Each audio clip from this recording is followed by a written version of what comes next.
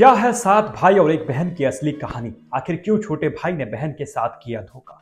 क्या सच में बहन को मारा गया था या फिर कहानी में हुआ था कुछ और? यूट्यूब में वायरल हो रही सात भाई एक बहन की कहानी सालों से बड़े बुजुर्ग अपने बच्चों को सुनाते आ रहे हैं। इस कहानी की कई सारे वर्जन हैं, यानी बहुत से लेखक ने अपने हिसाब से इसे लिखा है। यूट्यूब में जो कहानी चल रही है हम उसे झूठा नहीं कह रहे हैं, लेकिन हम जो आज आपको कहानी बताएंगे सुनाएंगे वो भी कहीं ना कहीं कई लोग द्वारा सुनाई जाती है और कहानी सच्चाई से हमें रूबरू कराती है।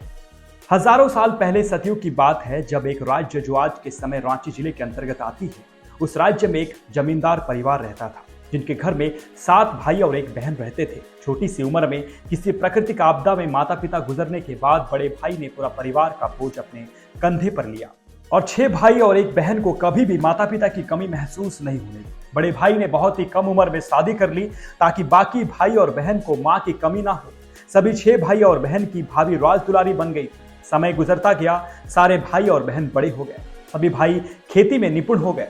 बड़े भाई पर जवान बहन की शादी की चिंता होने लगी। गांव के नाया बाबा ने एक रिश्ते की बात की जो नदी के उस पार की एक व्यापारी का बेटा का था। रिश्ता भेजा गया। व्यापारी का सह परिवार बहन को देखने आया। सभी का बड़े ही आदर सत्कार के साथ खातिरदारी की गई। लड़के ने बहन को पसंद किया और अपने घर पर सभी सात भाइयों को आने का न्योता दिया। सभी भाई जाने के लिए तैयार हुए। छोटे भाई को घर पर बहन की हिफाजत के लिए आदेश देकर निकल गए। नदी के पार गांव पहुंचने के बाद भारी बारिश से आगामी 7 दिनों तक भाई लौट नहीं पाए। जब लौटने की बात बहन तक पहुंची तो उसने जंगल से सरौटा यानी कि छाता साग लाकर भाइयों के लिए सब्जी बनाने का सोचा। साग काटते समय बहन की उंगली कट गई और खून टपक कर साग में मिल गई। भाइयों के आने का समय हो गई। बहन ने साग बिना धोए हड़बड़ी से पकाने के लिए चूल्हे पर डाल दिया। भाई घर पहुंचे। सभी का पैर धोकर बहन ने स्वागत किया और गरम गरम भात और साग परोसा। भाई काफी खुश हुए। रिश्ता पक्का करने की बात कही। बहन ने भी सुनकर मुस्कुराया। बड़े भाई ने साग का निवाला खाते ही बहन की तारीफ करने लगे। फिर सभी भाइयों ने बारी बारी से साग खाया और खूब बहन की तारीफ की। सभी ने बहन से साग की स्वाद का राज पूछा। बहन ने शर्मा के बोला कि कुछ नहीं भाई, हर दिन की तरह ही बनाई हूं। भाइयों ने अगले दिन फिर बनाने को कहा, लेकिन वो स्वाद नहीं पाया। जब सभी भाई खेत गए थे उनके बीच चर्चा होने लगी। तभी छोटे भाई ने बताया उस दिन बहन की उंगली कट गई और खून साग में चला गया था।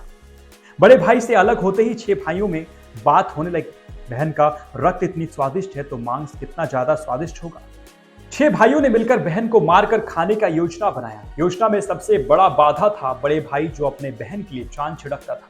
बहन को मारने की योजना में अब बड़े भाई को घर से दूर भेजना भी जुड़ गया। इसी कड़ी में सबसे छोटे भाई ने एक तरकीब निकाली और बड़े भाई से भाभी की पिता का तबीयत बिगड़ने की बात पहुंचा दी। सभी छह भाइयों को बहन की हिफाजत करने के आदेश देकर बड़े भाई अपने पत्नी को लेकर निकल गए। छह भाइयों ने योजनाबद्ध तरीके से जंगल में सभी तैयारियां की। ऐसा जगह ढूंढा जहां पानी हो, पकाने के लिए पर्याप्त लकड़ी हो। सभी छह भाइयों ने मिलकर 4 पेड़ काटकर ऊपर मचान बनाया और ऊपर एक कुटीर तैयार की। बहन को जाकर जंगल में सुअर मारने की बात कहकर छह भाइयों ने उसे जंगल में ले गए। जानवरों से सुरक्षा की बात कहकर मचान पर चढ़ा दिया और छह भाई तीर को धार देने के लिए सामने एक छोटी सी पहाड़ी पे चले गए। छह भाइयों ने अपने तीर को धार दिया और बहन के सामने तान कर खड़ा हो गया। बारी बारी से सभी भाइयों ने तीर चलाया, लेकिन सभी का निशाना चूक गया। छोटे भाई की बारी आई। बहन ने रोते हुए कहा, बिंदु बिंदु दादा छाती तैक तैक, यानी कि मेरे छाती देखकर बिंदु। छोटे भाई ने निशाना लगाया और तीर बहन की सीने को भेद दिया। बहन वहीं गिर गई और उसकी आत्मा शरीर से अलग हो गई। सभी भाई बहन का टुकड़ा करने में जुट गए। लकड़ी लाने के लिए सबसे छोटे भाई को आदेश दिया गया। वो अपने छुरी के साथ जंगल की ओर निकल गया। एक सूखा पेड़ को काटा, लेकिन पेड़ गिरने के बाद वो एक सांप का रूप ले लिया। छोटा भाई ये देखकर वहां से भाग खड़ा हुआ। जाकर भाइयों को इसके बारे में बताया। अब भाइयों ने छोटे भाई को पानी लाने का आदेश दिया। छोटे भाई सामने के कुएं में पानी निकालने के लिए बाल्टी डाली। जब बाल्टी उठाकर देखा तो हैरान रह गया। उसमें सिर्फ मेंढक, केचुआ, कीड़ा निकला। छोटे भाई ये देखकर हैरान रह गया और पुनः भाइयों को जाकर ये बात सुनाया।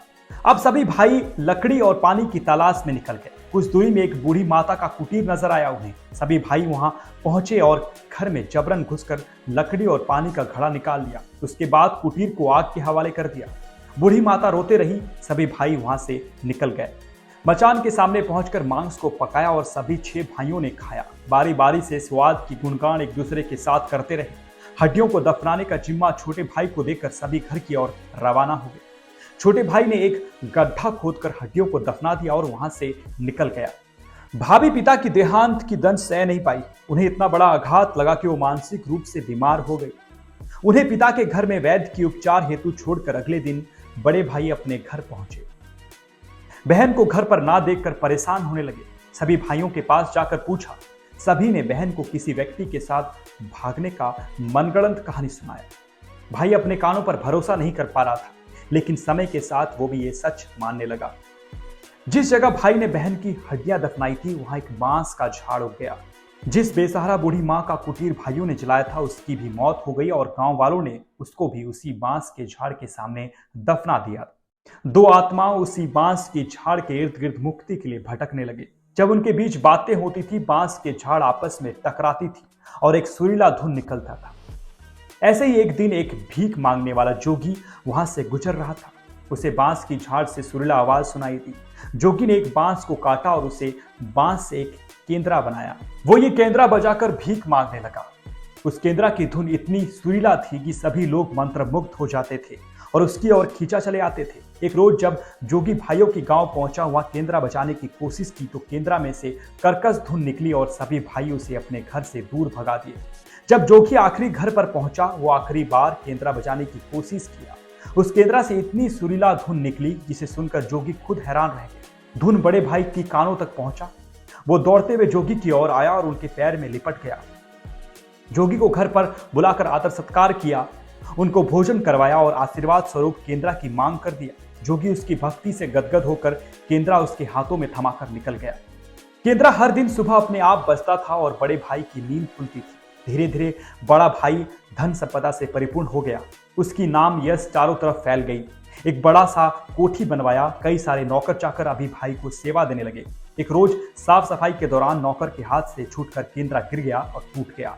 आवाज सुनकर भाई दौड़ते हुए आया। तभी एक आंधी सी आई और बड़े भाई के सामने बहन प्रकट हो गई। बहन को देखकर भाई अचंभा रह गया। शांति से बैठकर बहन ने पूरी कहानी बताई। बहन ने भाई की कलाई पकड़कर वो जगह ले गई जहां उसे मारकर भाइयों ने मांस खाया था। बूढ़ी माता भी प्रकट होकर उनके साथ भाइयों द्वारा की गई बर्ताव की कहानी सुनाई। आत्मा को मुक्ति दिलाने के लिए भाई से गुहार लगाई। बड़ा भाई और बहन ने उनके अवशेष लेकर मुक्ति पूजा करवाया, जिसके बाद बूढ़ी माता को मुक्ति मिल गई और बहन को पुनर्जीवन। प्रकृति ने अपना न्याय का चाबुक चलाया। 6 भाई नाव में सवार थे। नाव बीच नदी भंवर में फंस गई और सबकी मौत हो गई। कैसा लगा आपको ये कहानी? कमेंट सेक्शन में जरूर बताइएगा। और ये कहानी यदि आप अपने बड़े बुजुर्ग से सुने हैं तो कमेंट सेक्शन में इसकी यादें जरूर हमसे साझा कीजिएगा। आप हमारे वीडियोस को लाइक कीजिएगा, ज़्यादा से ज़्यादा शेयर कीजिएगा, चैनल को सब्सक्राइब जरूर कीजिएगा। धन्यवाद। जोहार।